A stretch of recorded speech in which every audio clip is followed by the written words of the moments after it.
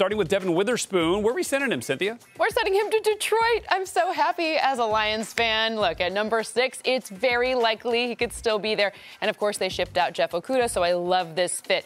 Why does Devin Witherspoon get the Jair Alexander comp? Well, if you look at how often he puts himself between the ball and the receiver, meaning his ability to cut off the route, they have very similar numbers. It's the same type of running style. And, of course, we kind of know NFC North. Jair Alexander plays for the Green Bay Packers, so this is going to be a nice fit.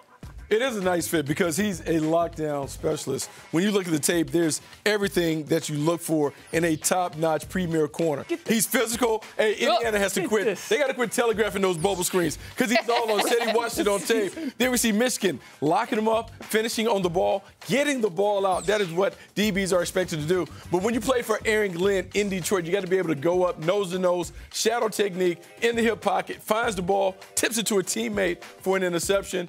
Always around the ball. Very talented, but very technically savvy in his game. Loves the toughness and the tenacity of being able to tackle. He even come off the blitz. Doesn't afraid to bring the smoke. I like it. A lot of things I like about Devin Witherspoon. Let's move to Christian Gonzalez from Oregon. Where are you sending him, Sin? I am sending him to the Washington Commanders at number 16. When I look at Christian Gonzalez, he has a very similar profile to Stephon Gilmore. Very fluid runners. Now, Christian Gonzalez forecast to be the best either in man or zone, meaning he can figure out what the concept is once he gets there. But having that really good front will help him be successful right immediately this season.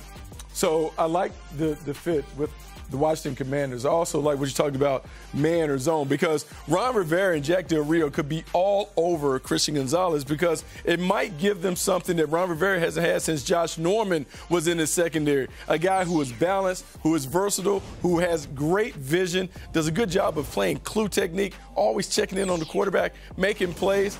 But then the most important part that you have to have in today's game at corner, you got to be able to turn the ball over. His hands are, man, some of the best in the business. You see him consistently take the ball away. Man, zone, versatile player. He would be a great fit in Washington or any of those teams that employ multiple schemes that allow him to do a bunch of different things on the corner. All right, let's finish up with Emmanuel Forbes, who I think finds a fit generally in the end zone.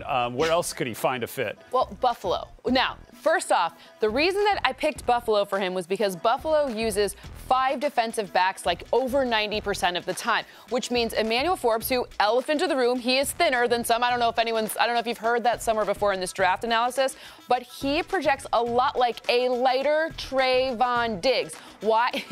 I love his dance there. Why? Because he can cut off the path of the ball, travel, gets his hands on the ball, and of course can turn and run the other direction.